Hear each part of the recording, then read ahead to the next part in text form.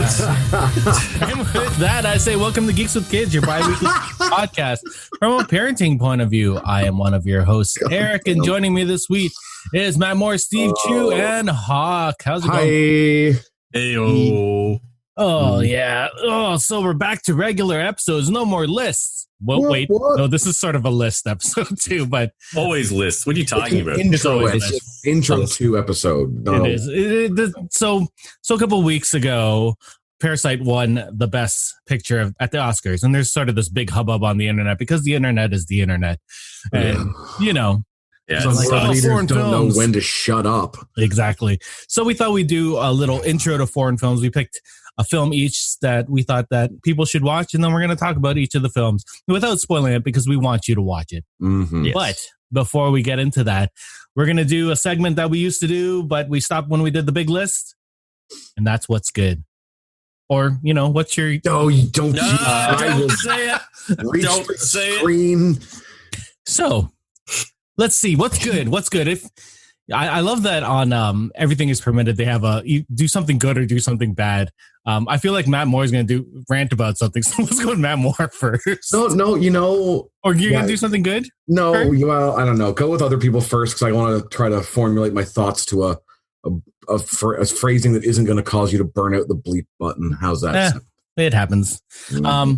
Steve, what are you liking on right now? Anything? No, not really. That was a bad pick, man. Sorry. I haven't been doing anything. It's the same thing every week. My life is very boring. I'm just loving those 40K audios and still loving them. So that's pretty much it. We still got to do that. Yep. I'm thinking, we'll get you, we'll get Michael and some other people. I may have slowly been getting sucked into the 40K bandwagon. I was at Silver Snail the other night in Toronto, and I was just like, look at all this Warhammer stuff. And I just kept on going through all the models, and I was like, these look amazing. Now that I know that there's like steampunky orc stuff. I may have started building an army. I'm not ashamed to say it, but I'm... Yeah, for everyone who doesn't know, I've been on this huge bandwagon because I discovered all these audiobooks, and what I've been loving about it is just the consistency. They got their universe really figured out, and it's just great. Just being able to enjoy something and not being offended by every little thing. I usually am. Yeah, we'll do an intro to Warhammer episode where we'll just give some background, I guess, and then maybe an audiobook or a video game and something like that. I've been trying to figure out. It's a colossal problem, and I'm trying to figure out how to work that as an introduction. Mm-hmm. But it's something I'm always working on.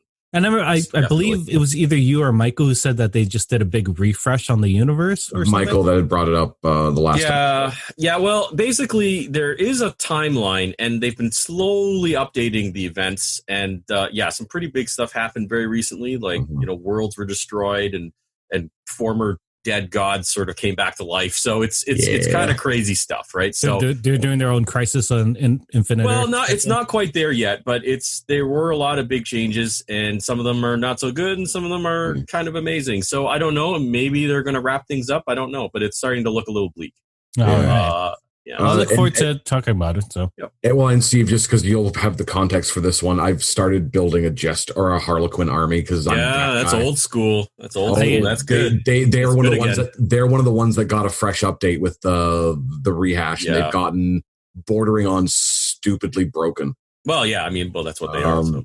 Which makes me smile because I'm like, of course, I'll pick the most complicated thing to start off with because why wouldn't I? Yeah. Of course. Oddly enough, I started looking that up because you guys posted about it in that other thread. So I was like, what is this? Harley Quinn armies? Yeah. So complicated. Egg sandwiches everywhere. It was very strange. Not what you think. All right, Hawk, what's good in your life? What are you loving? Or what are you trying out? What's new? What's good? Oh, you mean my yum? No. Yeah, what is...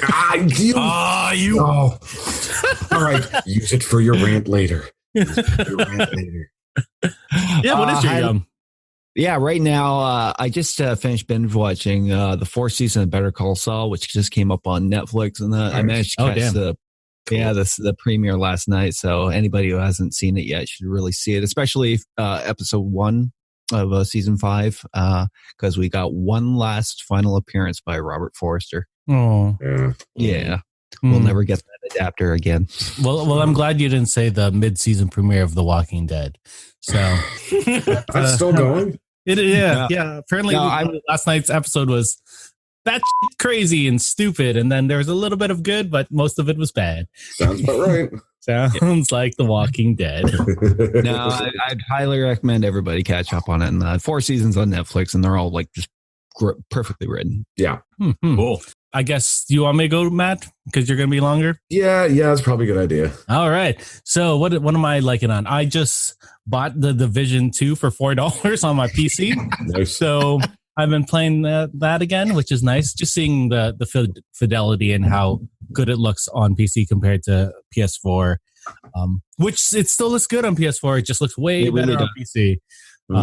And they've done a lot of updates since I last played it about a year ago, I guess. Yeah, there's a big one coming, right? I mean, that's the reason for this discount, I presume.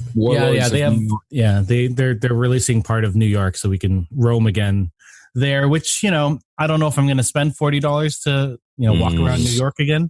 You say that, but let's be real. But there's Final Fantasy coming out and all these other, and Doom is coming out. Let's go more Doom than anything. Doom has my attention. Final Fantasy, the more I look into it, the more nervous it makes me. Until they tell us, until they actually release part 1 underneath that Final Fantasy logo, I probably won't get it. Or give us any other dates on when the other parts are expected to come out. They're not going to do that. That. And that's why I have no faith in it. It's Square Enix. We'll get it when PS5 comes out. Oh, did you hear the news that the Xbox Series X is fully compatible all the way back to Xbox? Yes, I did hear that. And any game you buy on Xbox One will have a free upgrade to Series X if it's, if there's an upgraded version of it. Yeah. Because they've been taking a big hit lately and they need to try to get people back. And that's the only way they're going to get people back is to be like, by the way, you can play all your old games again. Yeah, exactly. And hopefully you don't have to buy them. We'll just let you play them. The Nintendo model, Nintendo fans are like, what? You don't have to pay something? Pay for another maker? I know. It's so bizarre. Also, Breath of the Wild still always good. All right. Matt Moore. What's up? So I've been playing Wolfenstein 2, the new Colossus. I never played those. I played the first Wolfenstein when they released it for the, I don't know, PlayStation 3 or 4, whenever it was, back when it came out. Or maybe it was the Xbox. I don't even remember. Return to Castle Wolfenstein? No, like the first of the reboot series. Yes. Like 2006, wasn't it? Or that was a PS3/Xbox game. Yeah, I thought it was earlier. It was okay. I didn't really get into it, so I was like, eh. And I kept seeing them releasing games. I was like, I don't really care that much. And then I was like, they keep releasing. I'm like, you know what? I'll go back and I'll play this. And I'm digging on that game. It's fun. Yeah, the new ones are good. I'm getting myself. Don't get Youngblood. Don't get Youngblood. Was it bad? Step.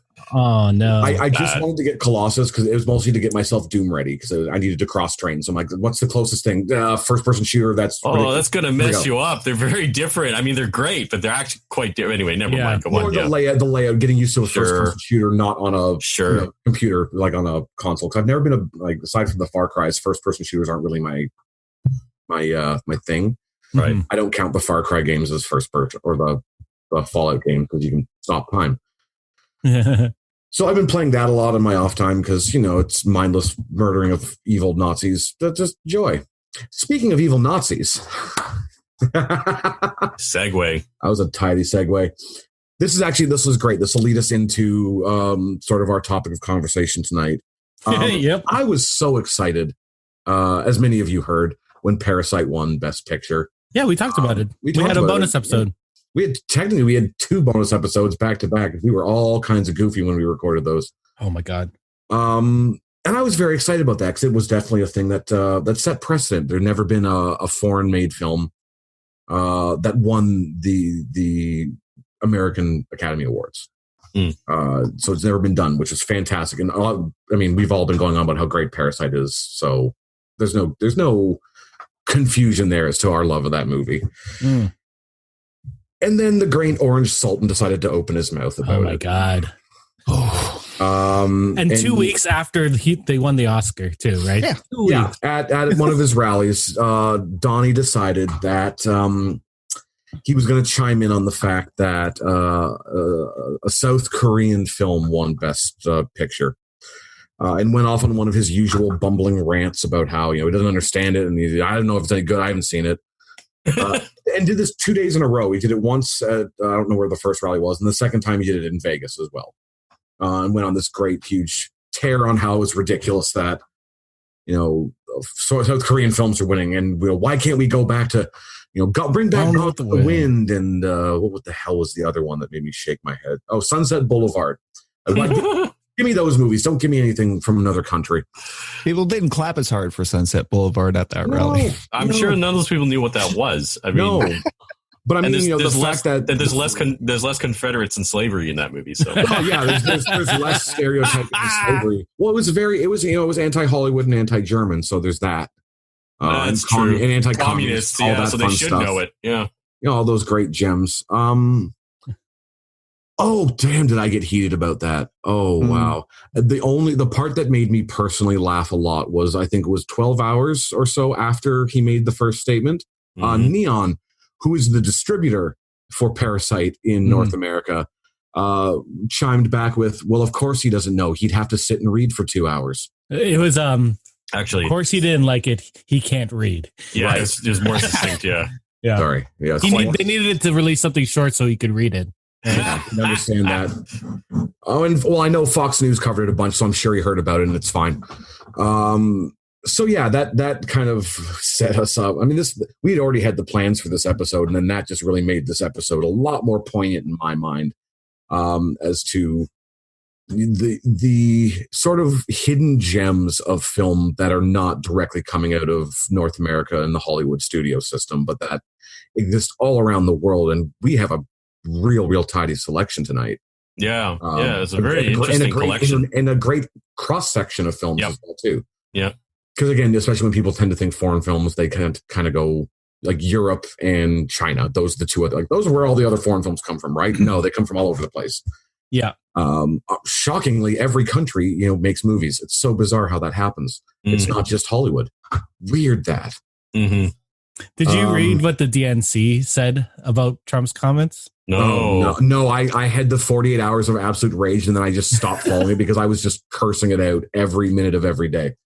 So they said Parasite is a foreign movie about how oblivious the ultra rich are about the struggles of the working class, and requires 2 hours of reading subtitles. Of course, Trump hates it. Yeah, that was the thing. That was the quote that I had read that I confused with what. Very good. Yeah, oh my God, so funny. To be honest, it's just I kind of dismiss him as like a really bad stand-up in that it sounds like something he wrote in the bathroom on the way to the to the rally, and that everything he says is something he wrote in the bathroom. I don't know if should I be dismissive of him anymore, or just no.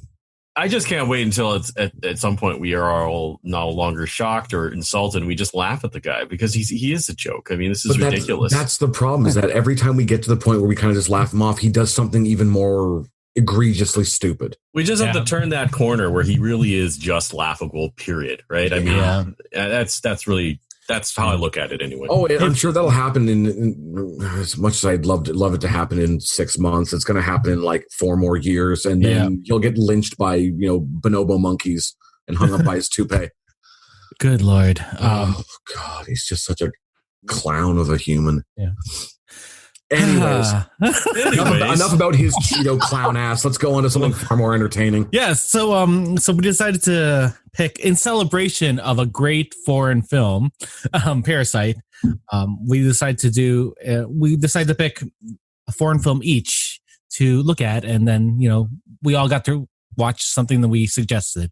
We're going to talk about what it is and why we chose it, and then some reactions to it. So we're going to go in chronological order, which means the ranty one gets to go first. Matt Moore, what did you pick?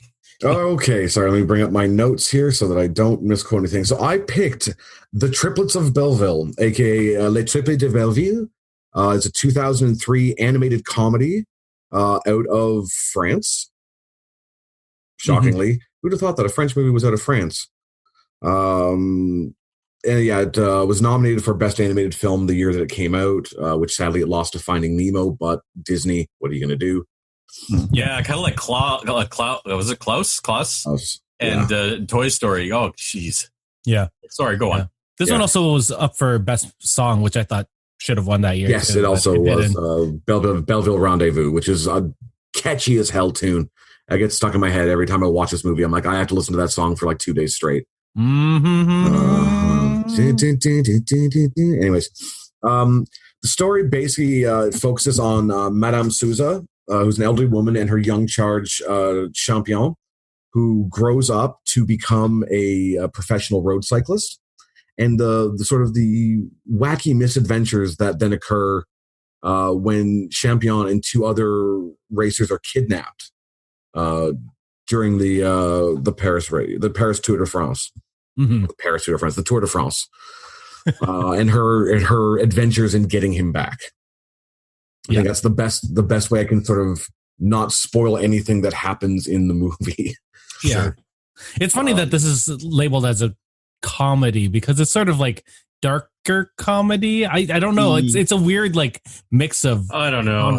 In France, it's probably considered a comedy, but I mean, I think that's one of the things that we're going to say. Yeah. We're going to talk about all these movies and how they kind of bend, our traditional North American definitions. So, except for mine. For me, it was like an action comedy. There's the best way to describe it. It was actually, and I wanted to make sure because I was trying to find this on my notes because I did write it down. It was actually an international co-production between France, the United Kingdom, Belgium, and Canada. Yeah, Canada. Yeah. And that was the one thing I was trying to remember because it wasn't just it was released from a French studio, but it was a co-pro. Yeah. It actually won a Genie here. So it won a Genie here. It won quite a few awards, just none, not an Academy Award. Which is why most people forget that it existed, which is a bloody shame. Yeah. What else did it win? Let me see. It won a Caesar. The César for Best Film Music. Caesar. César. It won, and also the BBC 4 World Cinema Award. Yeah. Well deserved. 4 World Cinema Award. I have to, Yeah. BBC 4, right. They have 4 of those channels. We'll fix it in post. No. We have post? No, we have a lot of post. I thought it was just those bonobo monkeys that were waiting for 4 more years. Oh, God.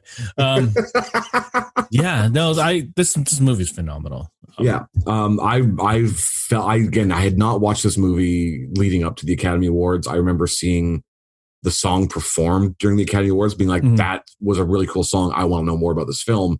And then I watched it and I absolutely fell in love with it. I bought it as soon as it came out on VHS and DVD.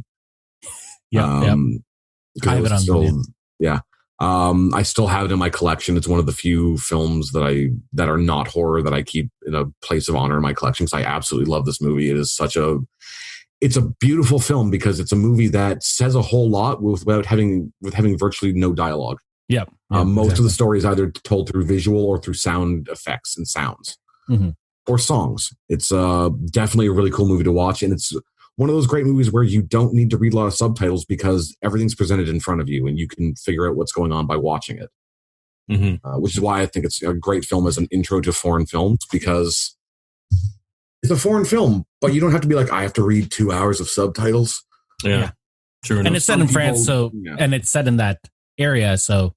Well, and that's in the city of Belleville doesn't actually exist in France at all. It was an amalgamation city of a bunch of different places that, so it's a fictional city. So they were able to create some comedic scenarios because of that.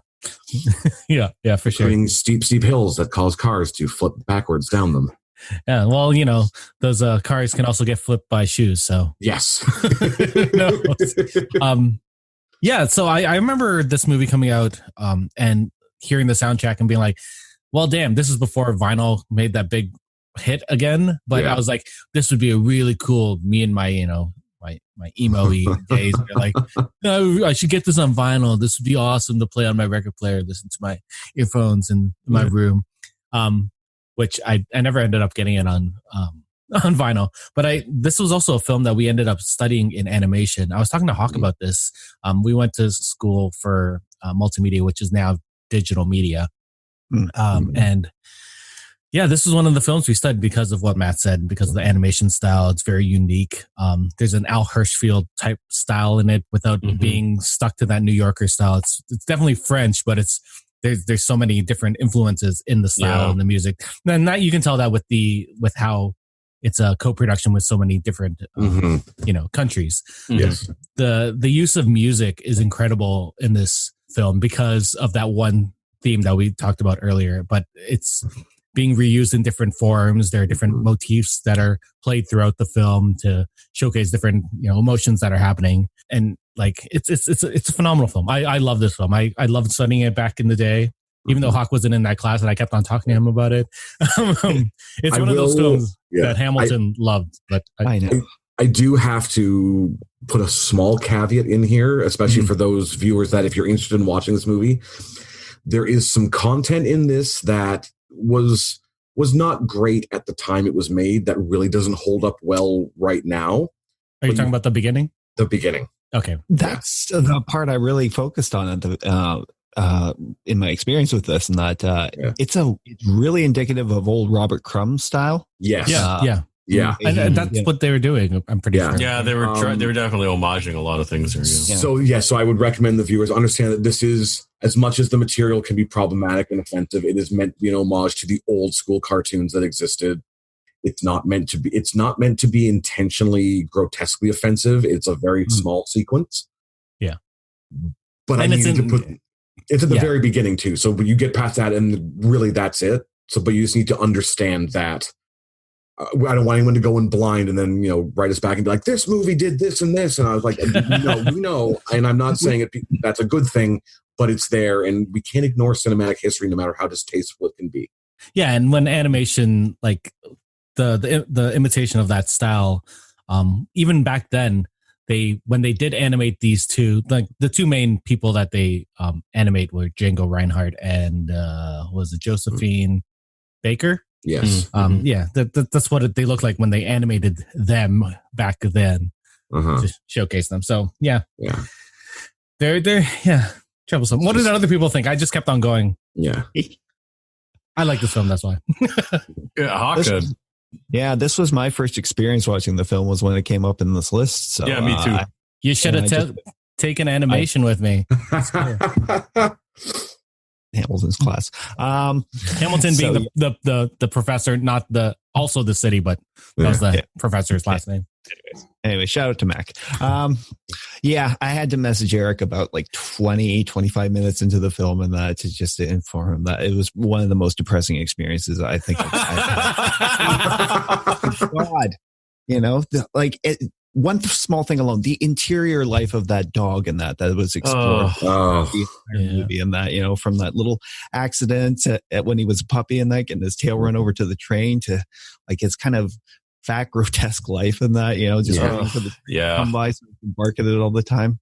But that dog loved that lady so much. I think I had a similar experience to Hawk, but I'll let you keep going, Hawk. and he turned into the hero at the end. Really? Are there heroes? I thought that felt very existential, but go on. You have to admire the lady and the grandmother and the Madame. But that was an epic journey on that, like a paddle following a steamer. Yeah. Oh goodness. Yeah. But it's a technical marvel in that, in its animation. I don't even know the process I went into it. I'm guessing this is like pretty much entirely hand drawn. Yep. Yes. There were a couple. This was at the beginning of the 3D animated. Yeah.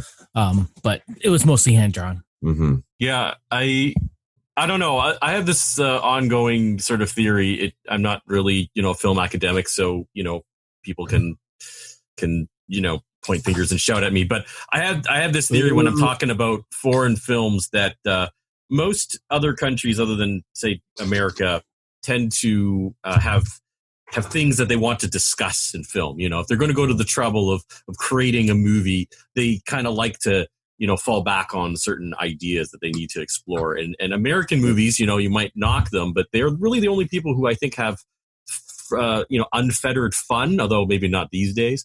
But I didn't really get this movie, honestly. I mean, it was amazing, like visually, but I kind of agree with Hawk. Like, I just wanted to say, actually, at the start, I was like, I hate you guys, man. You guys pick like the most depressing, brutal movies. I can't believe I thought my movie was going to be dark, but you guys so mine wasn't dark, was it? It was horrible. What are you talking about? Anyway, the animation's really good. And I guess there's a certain absurdist sort of quality, like there's a grotesqueness to it, and I maybe those are elements of French cinema in general. I don't know. I haven't watched enough French cinema. But yeah, I actually didn't really understand the story. Like, I know it was very free, fantastical, a lot of elements. And yeah, the journey was interesting. But I was lost for most of the film. So I think it's amazing. I do recommend it because there's nothing like it. Definitely. Like the achievement of the animation and the integration of the music. These are all like top things about the film. But I actually thought it was very strange. Like, kind of freaky. Matt, so. would it be fair to say that pretty much this whole movie is about this grandmother doing everything she can for her grandson? Yes, I feel like I did pick up on that. Even if it's not, even if she's doing everything for his best interest, even if he doesn't think it's for his best interest. And you can really see that at the end that he doesn't even realize that she's doing anything for him. Okay, well, I did catch that at the very, very end. He does. Sure, at the very end. Right. Okay. The last 5 seconds of the movie. All right. The saddest 5 seconds of the movie. I actually thought it was really beautiful. It was sweet, but it was sad. Well, because all of a sudden he was like, "Oh, yeah, right." I hate you guys. But it could be worse. You could be holding a book, being very happy. Yeah. But yeah, no. Spoilers. The movie itself can be a little on the bleaker side at times, which that is sort of. I don't want to say it's a hallmark of French cinema, but it is certainly what French cinema is known for. Is not glossing over the bleakness of existence. Well, I think that's sort of all the movies we picked in the end. Ultimately, I mean, it kind of proves my theory what I was saying about everybody else having a beef, with their cinema. True, actually. I think there's a certain existential sort of element to it, and so they can be absurd. And they can have these insane adventures. Oh, absolutely. But I think the biggest takeaway is always beware of the French wine mafia. This movie was so weird, guys. So I know. See, it's funny because you guys have just experienced it, but I've been laughing about this, like random stuff like that from Matt for years. Yeah, see, I think actually with the fullness of time, my appreciation will evolve. I do feel like but I literally just finished the movie an hour ago. And I was you get a lot from rewatching it because you know what happened. Yeah, once you know where it's going, you can. It is one of those movies where you can lose the forest for the trees trying to watch stuff, and once you know where it's going to go, you can kind of sit back and you catch all these little bits and pieces in the background. It's very akin to what they did with a lot of the old Looney Tunes. Okay, where there's like random gags in the back that animators just put in for their own entertainment that no one really ever caught because they're watching Bugs Bunny. Right. While there's some weird nonsense in the corner. Triplets does that a lot too, where there's little bits where if you're not paying attention, you'll miss it, and it's not a significant thing, but it's really, really ridiculous and silly. There was one moment I experienced that. It was when the old lady's going to the bank to, with her little stool and her umbrella and that. And you catch one of the frogs. They're all leaping into the water and that. But there's this one little frog in that who's like missing an eye and like 2 limbs in that. Who's kind of, you're wondering, oh, that's a bit weird. Yeah. And then you find out why. Yeah. Yeah. Is this on any streaming services for people to watch, or is it? I think it's just Blu-ray. This one, as I was saying, it's on YouTube. It's on YouTube. You can actually find the full movie on YouTube. There's no weird title spelling. You could just type in Triplets of Belleville. It'll come up. Yeah, English spelling. Take that. Yeah, France. And of course, you can turn on the captioning for the film if you really want those like 24 lines that are spoken captioned for you. You're more than welcome to. They're not important. Yeah, you bracket music. Bracket music. If you want to learn the lyrics to some songs, that's some really cool French songs. Absolutely. Yeah, for sure. Any final thoughts before we move on? Yeah. All right. Man. Next is Hawk's movie. Yeah. For my choice, I went the German route in that. For 2006's The Lives of Others, which was actually the winner of the Best Foreign Film at the Oscars that year. Yes. I did not realize that. Oh, yeah. Well deserved. Damn. I know. It was directed by Florian Henkel von Donnerschmack and written by him. It focuses on the period before the fall of the Berlin Wall, with East Berlin under communist socialist occupation, and focuses on the story of a member of the Stasi, of the secret police, as he is assigned the task to surveil a screenwriter or a playwright, named George Dryman, and his actress girlfriend. And he does this through a series of wiretaps and video surveillance of their apartment, which he monitors daily for weeks. I don't know what more to say on that. I don't know if you want to do. Yeah, that's the best lead into it that you need. Everything after that, you need to watch. Mm-hmm. Yeah. The movie is this is a claustrophobic examination of occupation and what party life looks like. When it dives into the cultural scene. The party wants to control all the content that comes out from artists and that, and artists continually in that who try to rebuke it and try to get out from underneath it and that, they find themselves blacklisted and never able to practice their trade again. And I don't know. What did you guys think? Well, I would add one minor caveat to the synopsis without giving anything away. I mean, I think it's the journey of, the guy who is the Stasi agent who is observing and how he starts out, as a hardliner. Well, I mean, he's a Stasi agent, and how his perspective evolves, through the observation of these people. It's this intimate observation of these people. So, yeah. He's very sly. He's a very sly guy in that he's very quiet, he's mannered, and he's practiced in that, and he knows what to say and what not to say. Yeah. He's very stoic. It was hard to figure out where he was, like, what was going through his head. Yeah. But like the film, I mean, I guess we'll just jump right into it. I mean, I was really, this was a great film. Like, it really moved me. And like, as Erik was saying, when you finally understand what's going on in the Stasi agent's mind through his actions, you just really get like him. You get caught up in this, situation and the emotions of it. I love this film. And I will say this: it's one of those movies where every time you think you know what's going to happen, or you think like, okay, this is now we're getting to the denouement of the film. There's a little curve, and all of a sudden, there's more. Oh my god! Like there's more after this. Yeah, that was something I thought that was very interesting, and I was wondering, like, I haven't watched that much German cinema, but is that something that is very typical? Because I was going to say, like, at the beginning, I was talking about how, like, one of the things about all these foreign films that we watch, they kind of bend our expectations of the North American formula. And this film could have ended twice before it actually ended, right? It was the vibe, and this is such a weird comparison, but I think the closest vibe comparison I got to this movie was Mr. Holland's Opus, where you're actually getting like a full story, not like a slice of life. You're getting the full story of this Stasi officer watching this author from start to finish. Right. Like there's never here's this piece, but what's going to happen afterwards? That story's now done. There is nothing more that can be told about the story. Right. Yeah. Right. It's a bizarre set of circumstances in that, because he's a guy who's just basically he's just keeping his head down and following the rules and that. He's very good at what he does in that, but and him also being confronted with the whole kind of corruption behind this organization that he's working for. When he wants to insert himself into their lives, I don't know if that's a way of saying it without spoiling anything.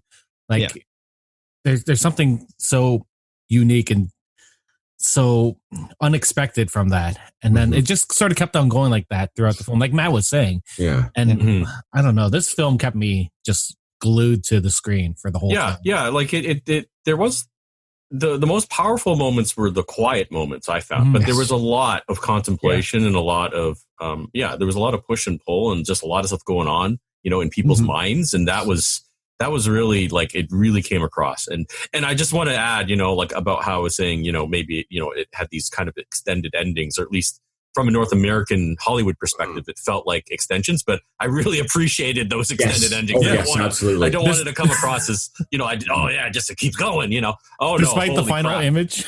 Well, okay. Yeah. The final shot is a little funny, and that might be also a cultural thing, but nevertheless, the power of how the movie continues is amazing.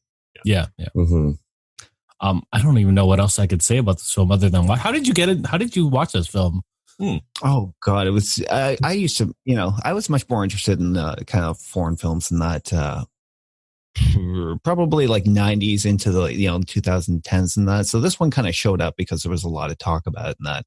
I think I ended up like grabbing it like a DVD of it somewhere along the lines, cool. but never left my mind. Yeah. That just kind of stuck out. It was a unique story and that different from a lot of German standards and that, because I think it does borrow a lot of narrative cues from like a Hollywood, very much so. feature in that, but only for its own benefit. Truly unique experience. Please go watch it, guys. Well, I remember I was telling the guys earlier before we started that the movie was kind of lauded for being one of the, if not the most accurate portrayal of East Germany during that time period that's ever been portrayed before, where it wasn't glorified and it wasn't horrified. It was just, this is what life was. Sure. Yeah. It's an interesting setting. Years ago, I took this German masterworks course in literature at McMaster and that. And I still always remember what the professor told me about German society and that, like pre-Berlin, the collapse of the Berlin Wall. It was because of the close-knit nature in which people lived in those kind of block system and that, apartments beside apartments and then upper levels and that. Your neighbors, you really didn't have anything closely resembling privacy in that. Your neighbors were always in business in that. And he said the example he gave was if your milk bottles weren't straightened up and that for pickup and by the delivery guy and that, your neighbors did it for you, and not in a very nice way. Wow. Yeah, I mean, it's something we can't even imagine because I remember when the wall went down, but I couldn't comprehend the significance of that. I mean, East Germany had always been like this action movie sort of like bad place, but I mean, no, this was a great movie from that regard, definitely, to like explain a situation that is impossible for us to imagine. So yeah, great. Yeah, I really loved it. I really like this movie. I also have in my notes, damn you, Hawk. Yeah, because this movie really hurt my heart. So yeah. Are you checking all your switches and stuff for bugs? Oh, great! Well, thanks. Maybe that's why I'm getting all these radio signals. I did file all the serial numbers off my typewriters and change the ribbons though. All to red. Oh, all to red. That was just, and again, that's one of those like it's like a pun. It was even at the time. I remember it was kind of a punchline, during the East-West Germany split, but like that was legit. Like they controlled everything. Like it's not even spoiling anything, but there's a point in the movie where it's made very clear that every single typewriter in East Germany was monitored. They knew the serial number, they knew who owned it, and they knew the font hiccup that typeprinter had, so they could identify writing based off who owned that typewriter. Like, and that seems laughable to us in a Western society, but that was the world that those people lived in. Terrifying. I was actually really impressed by that, and that because a lot of the forensic sciences they were employing in that, I don't think the FBI knows that even at that time. No, it was next level kind of monitoring that they had. Yeah. And they definitely can't do it now. No. One final thing I'd like to add in that, if you enjoyed this movie and that, you should check out The Conversation. I think I mentioned it to you. You mentioned it to me. Yeah. 1974, Francis Ford Coppola, he made it in between Godfathers 1 and 2. And it deals with a very similar situation about a surveillance expert and that who leads this really closed life until the lives of the people he's surveilling kind of, start to affect him. Okay, cool. Yeah, I'm definitely gonna check that out. Yeah. That movie has Gene Hackman and someone else. I can't remember who it was. Oh, very young Harrison Ford in a mostly kind of supportive cameo role. Cool. Yeah. All right. Any final thoughts on this film before we move on to Steve's happy movie? Yeah, did I say damn you, Hawk? I said that right? Yeah. Yes, you did. But you might as well reiterate it. Okay. Damn you, Hawk. Damn you, Hawk. All right. Steve, you're next. Oh, dear. Okay. The movie I chose for everyone to suffer through was A Girl Walks Home Alone at Night, a movie from 2014. Now, I don't know whether this really counts as an Iranian film, but it was written and directed by Anna Lily Amirpour, and the entire film is done in Farsi. Actually, it's interesting. I watched a video of an interview, and she wrote it in Farsi, but keeping the translation of it into English in mind. So she was writing it in English, but wrote it in Farsi just so she knew what the subtitles would be. And every time she edited it, she had to edit both, in her brain and then on paper. So it was quite crazy. So I don't know how much to talk about the movie, but I will say it's a black and white film that is very much inspired by Nosferatu and spaghetti westerns, which we'll come across immediately. And the movie is a little, it's more archetypal. So you shouldn't go into the movie expecting, like deep character analysis or plot. It's very simple. It's very surface level, but everybody in it is sort of a symbolic, and I don't even know what to explain. Basically, it takes place in this Iranian ghost town called Bad City, which is a little bit ridiculous, but and involves I'll just say a vampire, and a bunch of interesting characters who reside in this strange little town. I'm not really sure what else to say. I don't know. What do you guys think? It's crazy because when I was talking to Steve, like when we first came on, I was like, this movie made it felt like a Tarantino film mixed with a Western, mixed with a vampire film. And I was like, this is amazing. That tracks because Tarantino is a huge Sergio Leone fan. And he's admittedly, the last few films he's done have been very modeled after his style. So you 100%. Can definitely see the same influences in this film that Tarantino has in a lot of his as well. This movie sorry. What? Go ahead. This movie had a... God damn it, Hawk. This movie had a neat thing where it played with music, where there was really good musical sequences and then silence for long periods of time, which brought the intensity, and then music for intimate moments and I don't want to say violent moments, but like high intensity moments, I guess. And all the music seemed intentional, which obviously it was, but it felt perfect for each scene. Like I can't imagine. Like there are different styles of music too, like because they're all musical songs, like actual songs where they're like club songs or like a band would be playing or something like that.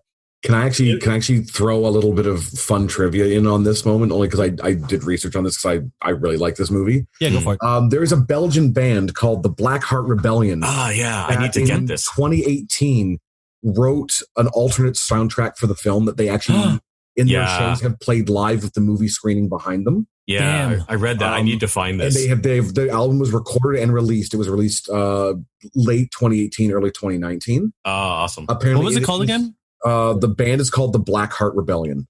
They're Belgian. And apparently, they spent a lot of time making sure that the songs sync perfectly with it. And they said it just nice. The soundtrack that makes it that can really accentuates the music even more so than the soundtrack in this. And like you were saying, Eric, the soundtrack is phenomenal in this. What they've done apparently just next levels the whole thing.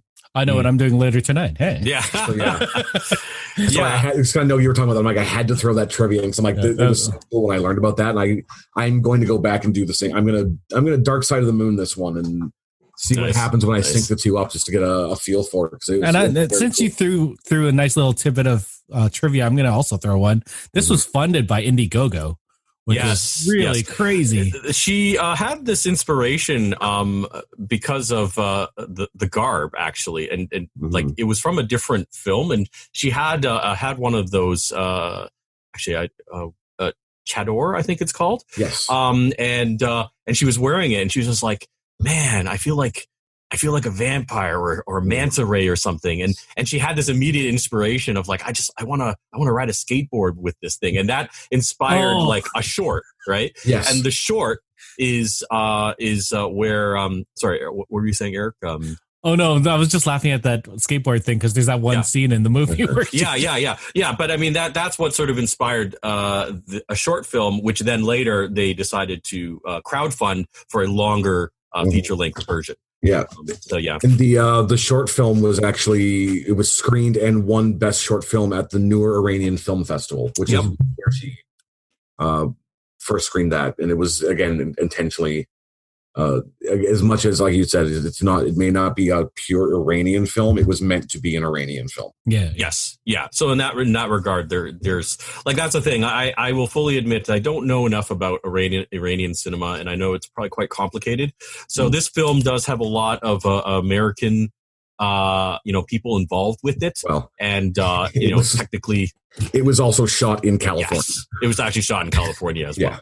I don't know whether this movie counts as foreign, but I think on the surface, because it is in Farsi and it is sort of like a film, I think that probably encapsulates a lot of questions about Iranian identity as well, but also at the same time, it's very playful because it's using Westerns and film noir and, but it's an amazing mix. Sorry, before I keep going on, Hawk. Yeah. Let's cut him off again. Yeah, but I didn't really feel the Western influence. The thing that struck me the most is I thought it kind of was mostly not mimicking, but influenced a lot by more like old French film, like Jean-Luc Godard and like Breathless and that. Yeah. The lead character, and I know the thing with the Chadress. Chador and that. Yeah. But underneath that, her shirt. Yeah, I know the white with stripes and that. Just, like it's a heroine from a French film. Sure. Yeah. I totally see that. But it really does play with a lot of like influencers from different cultures and that. Like the main guy Arash, he seems to like fetishize 50s like American greaser. Yep. Yeah. He totally looks like a James Dean sort of character right out of the gate. Absolutely. It's an interesting film, and I think it really comes together. I mean, it's a little light in some respects, and it's a slow film, and every shot is very dramatic, and there are some scenes in it that, especially because of the music, will stick with you forever.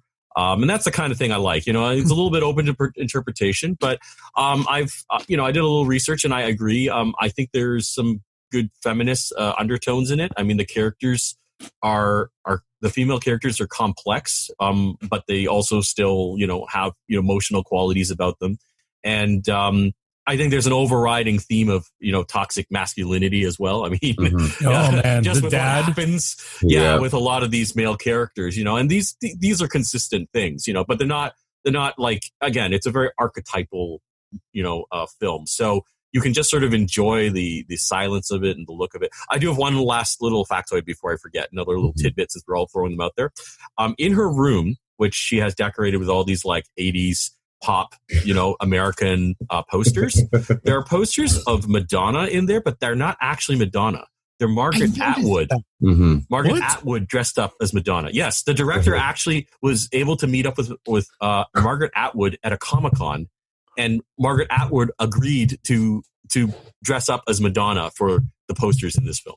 That's amazing. Yeah.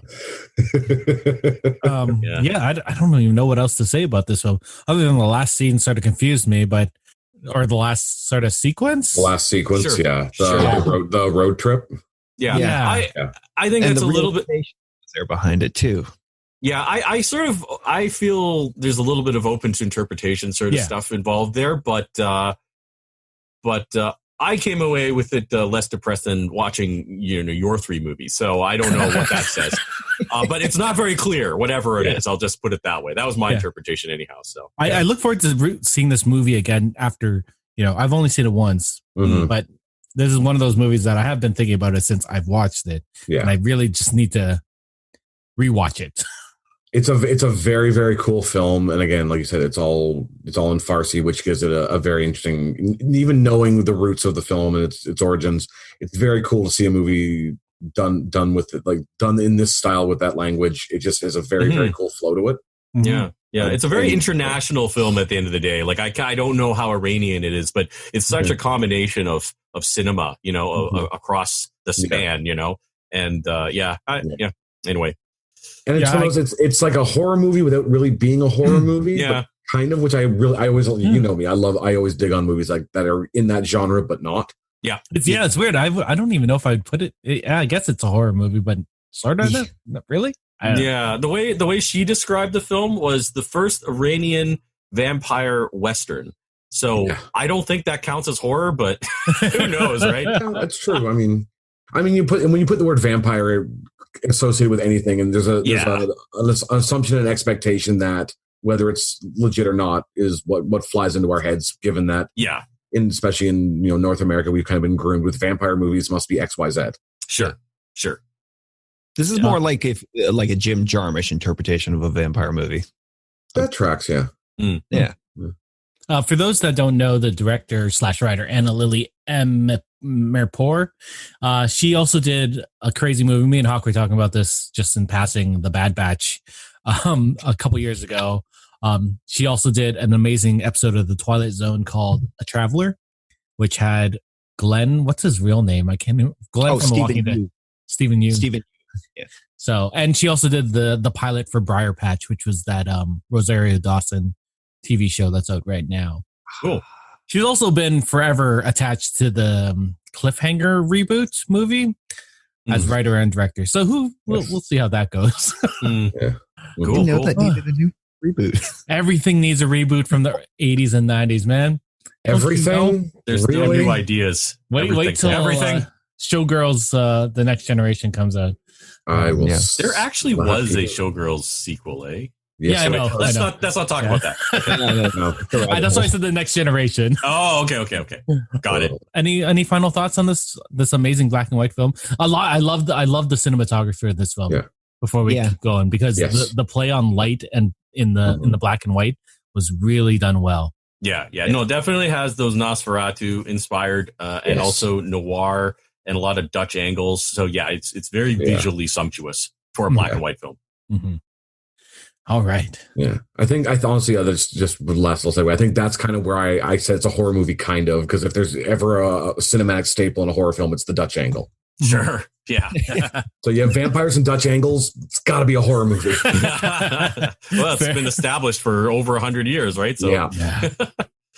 There was some neat like German inspired shots in there, like the old like horror German. Oh man, great. Well, it's got that. No, that's the Nosferatu. It's the Nosferatu vibe. Yeah. I guess we'll go into my film, Train to Busan of the year. So this film came out in 2016. It's a Korean film, and I don't know how I saw this movie.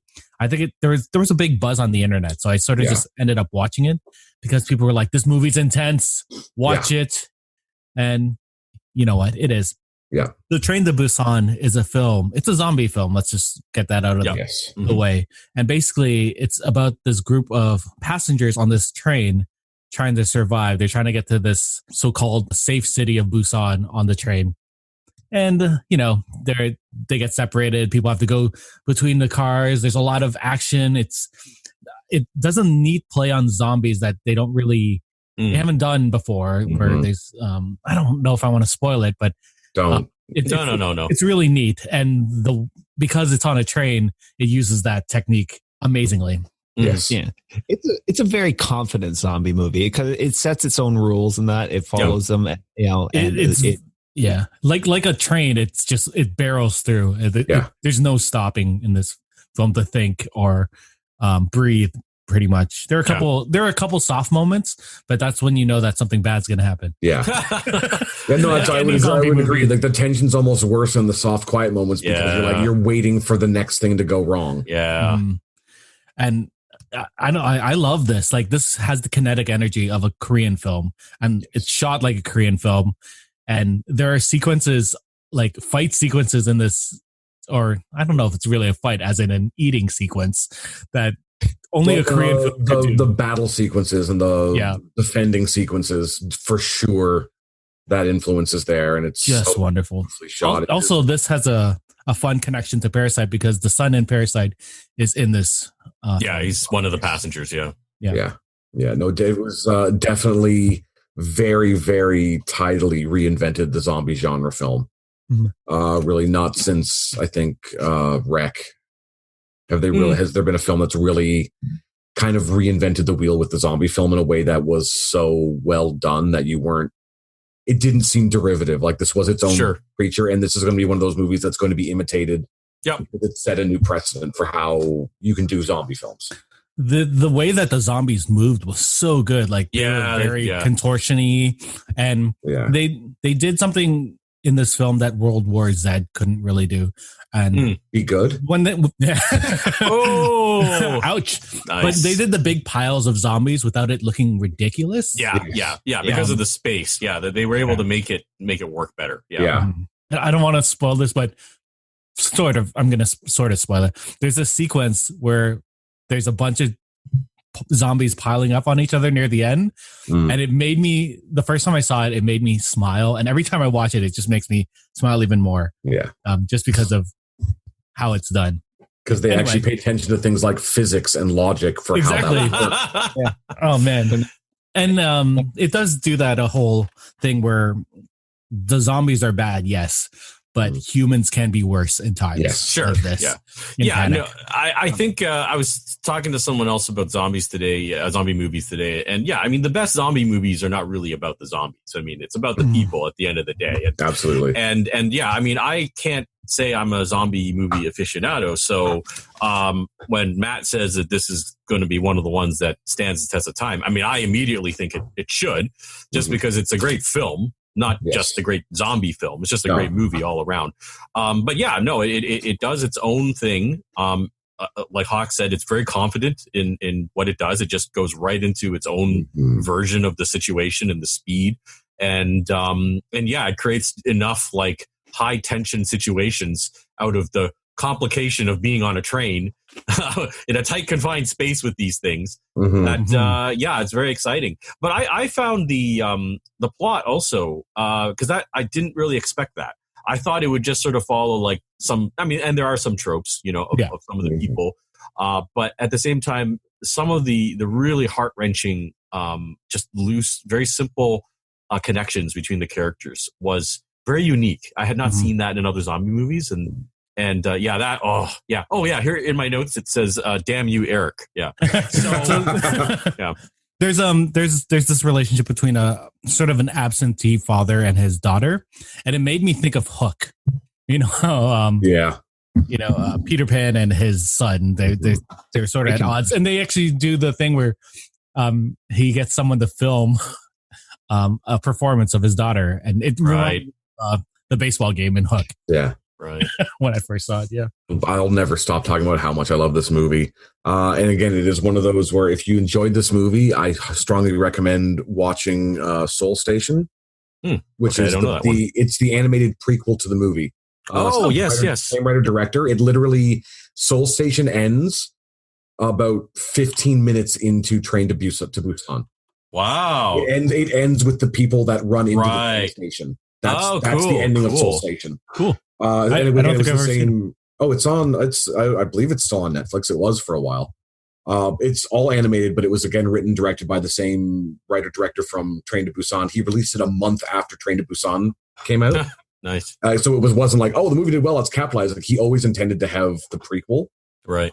And it follows, again, it's one of those, it's sort of an ensemble. It's dealing with a bunch of different people dealing with what's happening around the Seoul train station before the outbreak and leading up to them trying to get away, which then leads to Train. But you need more stress. Oh, good grief. But again, you need to watch Train to Busan before you watch Seoul Station, because you won't. It's get context. You can watch Soul Station by itself, but you'll be very disappointed with the ending. Yeah. And if you try to watch them in sequence, it throws things off a little bit. Sure. Crazy. Yeah. The if you do want to add more stress to your life, Steve, Peninsula, the sequel to Train to Busan, is coming out this year. Is it? Oh, nice. It just got its North American distributor, so it is going to theaters in United States and Canada, but it might be a limited release. So you'll still get in Toronto, so we'll still see it. That's fine. Field trip. Yeah, definitely. Hawk, did you? We keep jumping on all over this one. I think you guys really kind of nailed this one. As far as this is now I will say my first favorite South Korean zombie thing. It's if you're interested, check out The Kingdom on Netflix. It's a limited series in South Korea. Fantastic series. Again with its own unique setting and cool. Check it out. Definitely write that one down. Yeah. Oh, one thing I was going to say in terms of like, again, like approaching it from a foreign film as opposed to, you know, like what we're normally used to. I will say this is just an observation, which again, people can dispute. Asian films tend to treat life much more cheaply. And that definitely came across in this movie. They don't care about characters as much as we're typically used to. So that definitely does add to the stakes, you know, of these types of movies. Which is, again, reasons why you really want to watch Soul Station after you've watched Train, because you will get very attached to the characters in Soul Station, knowing what's going to happen to them, which almost makes it worse. All right, I'm going to say a preemptive damn you, Matt, so thank you for that. Yes. The worst part is at least two of the characters, you don't realize how much you're going to care about them until you figure out who they are. When I can already guess. Yeah, it's beautifully infuriating, but again, so masterfully crafted. Yeah.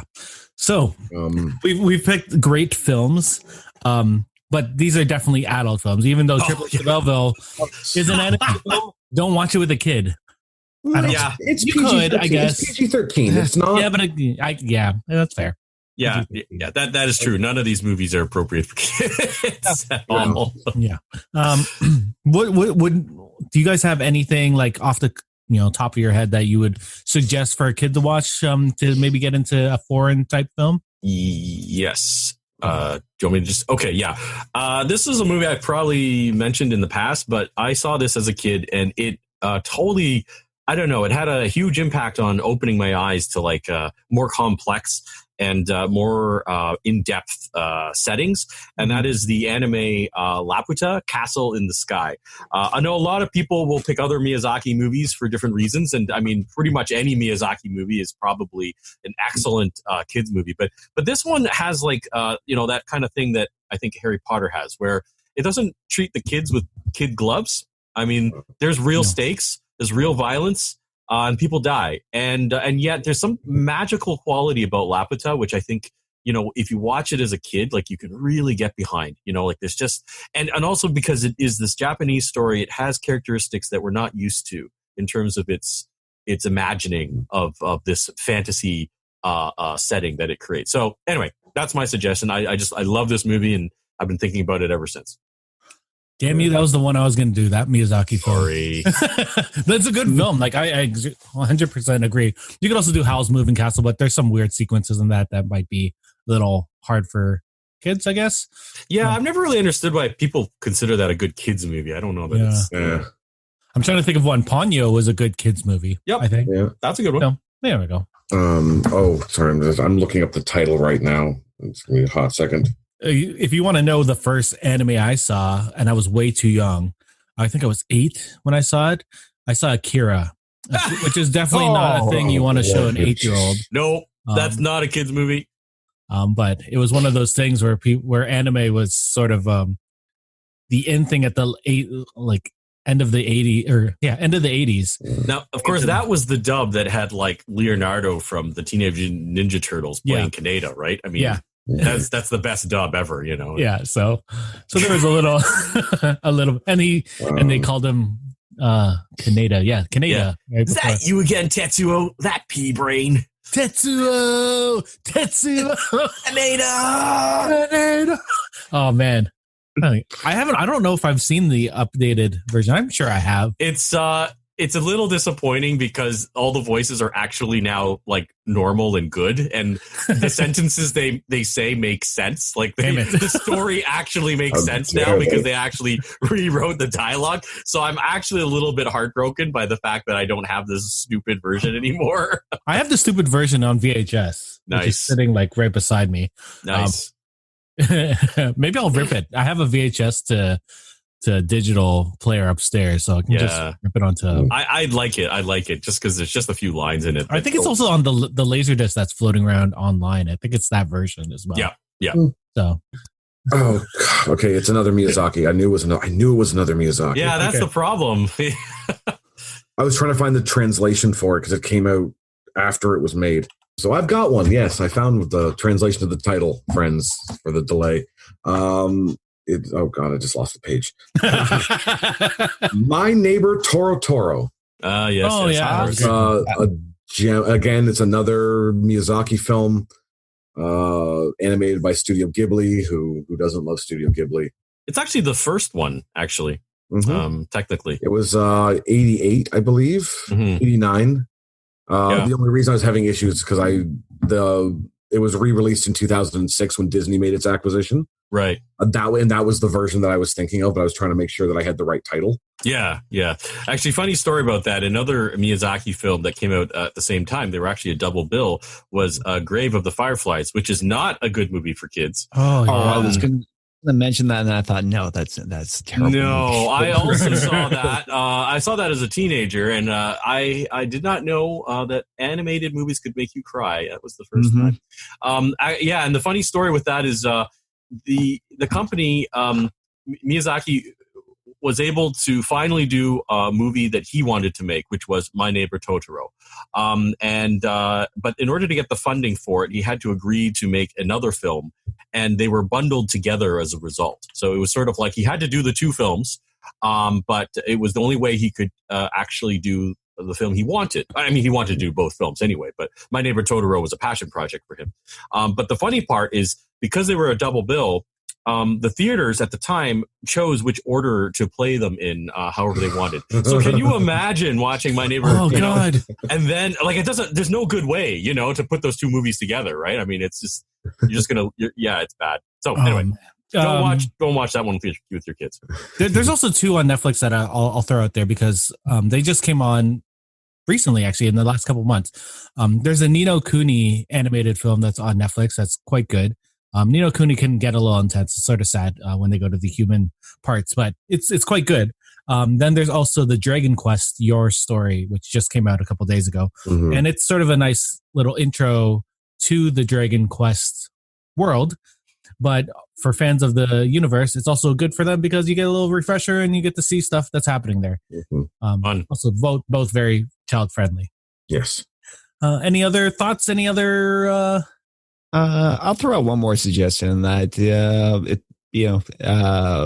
as far as French cinema and that, if you can find a copy of City of Lost Children, but not for kids. Yeah, again, it's that sensibility and that it's hard to say. I mean, it's very dark, but I think it's just at that borderline. I think that one's okay. Yeah. I don't know. That one's debatable. I mean, I had a heck of a time just looking up because I was looking up, I literally was searching children's foreign films. Yeah. And some of the recommendations I was getting like, I'm not even kidding you, Life is Beautiful came up on that list. I'm like, are you out of your mind? No. But apparently that's like, there are several parent groups that are like, this movie is great for kids. I was like, wow. Like, I think y'all didn't watch the end of that movie, did you? I think we need to do a deep dive on this one as a separate, like, we're going to have to do some research and come back with a list ourselves. It was funny. I was also looking up lists and they have like British movies. It was like, that's not really a foreign film, is it? Well, I mean, they don't live in England. So technically, yes, it is. Yeah, I guess it's true. Yeah. It's the fine line between foreign film and foreign language film. And I think that's the distinction that a lot of people don't make too, is that, some people look at, it has to be best foreign language. It's like, no, you can have films that are shot in the UK, or if you're in the States, Canada, which is technically a foreign film if it's a Canadian film. I was about to say, like, just because it's from Australia or the UK or Canada, I mean, it will contain sensibilities that are unique to those countries. And sadly, because we take so much Hollywood in here, Canadian film is sometimes kind of foreign to us, so it does unfortunately need to be if we want to do a good Canadian film, Good Cop, or it's got Bon Cop, Bad Cop is the only really, and even that's like still walks that fine line of like, how many stereotypes can we throw into one movie before it gets funky? Fair. But they do a good job. But that's the problem with it, is that you kind of have to do that, especially Canada and the US. There's stereotypes that they assume with us that we have to kind of feed into if they wanted to identify as a Canadian film. Yeah. Whereas other English dominant countries, like Britain and Scotland, Ireland, Australia, New Zealand as well, they have their own culturally unique tropes that they can feed into. Whereas ours, because again we're so close to the States, our cultures tend to bleed together a little bit more than other countries. Have you guys seen The Whale Rider? No. Seen it? No. Heard about it? Yes. Okay, it is a good New Zealand movie. It's a teen movie, so I feel like it would it would work as a sort of intro to a foreign film. They speak in English. Yeah. I'm just thinking these are things that, we should definitely do a deep dive, maybe into kids' movies. Anyways, one more thing along those guidelines in that UK film from years ago, and that we always watch it every Christmas, Child's Christmas in Wales. Yes. Oh, yes. I don't know this one. Oh, dude, you need to watch that. You're the Hallmark king. You need to watch that movie. Awesome. There it is. A great, simple story. A grandfather telling his remembrances of Christmases past to his grandchild. Oh, sort of like a Princess Bride type telling story. Kind of. It makes sense in my brain. It's very Welsh, so it's very heartwarming. I love Welsh things, so Anyway, so those are great picks. We could even do another just random forum films because we picked some really good ones and some of that I haven't seen. And that was a good time. I mean, damn all of you, but it was a good time. If anything, this was a good exercise in watching a film without twiddling on my phone because you have to read subtitles. Yeah, it was a lot of work, actually. It was hard, right? Actually, pay attention. That's one of the reasons why Jen always asks me, like, why do you always watch movies with the subtitles? Like, I like to catch stuff. Yeah. I like to force myself to pay attention. Yeah, exactly. Plus, I'm getting old and I need to read things so that I can catch everything. Anyways, let's throw this out to our listeners. What did you guys think of our picks? Are there some foreign films that you would suggest for people getting into it? Or let us know of our picks in general. Why don't you get a hold of us on email, on social media, go on our website. We're everywhere. Thank you, Matt Moore, Steve, and Hawk for jumping on this foreign film exercise. Oh, wait, one more thing before I go. So we were talking about the Triplets of Belleville and how it didn't win the Oscar for Best Song. Mm-hmm. The one that won that year was from Lord of the Rings, Return of the King, Into the West. Annie Lennox. The worst of the three. So, but that was wise because it was the last of the three, and they wanted the whole delayed Oscar crap again. I don't want to get it. But didn't they win the Best Song the years before? Anyway, they always delay them like that. They always go, they're going to make 2 more films. We'll just give them all at the end. These movies made $1 billion. They got to get something. Exactly. Have to acknowledge something. I mean, it's no Gone with the Wind, but what are you going to do? Bringing it back. I will put this out there again, my beliefs are mine and they are not necessarily shared by the rest of the Geeks with Kids panel. Except we all agreed with you. Well, I'm trying to distance you guys, to take the heat. If you would like to debate me, by all means, message us on Instagram. Erik will provide you with my Instagram link. We can have a spirited debate about the pros and cons of whether or not a foreign film should win Best Picture at the Academy Awards. That's all I will say about that. Yeah, and we'll all fight you. Anyway, for Geeks with Kids, I'm Erik. Thanks, Matt, Steve, and Hawk for coming on. Thank you for listening, and we'll talk to you soon. Goodbye. Bye. Bye. Well, that's it for us this week on Geeks with Kids. If you want to get a hold of us, you can send us an email at podcast@geekswithkids.ca.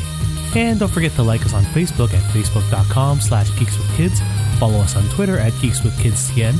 Check out our pics on Instagram at geekswithkids. And you can find all of this good stuff on our website at www.geekswithkids.ca. So if you like what you hear, why don't you hit that subscribe button and leave us a comment. This podcast can be found on iTunes, Spotify, Google Play, Stitcher, YouTube, and your favorite podcasting app. Thanks again for listening, and we'll see you next time.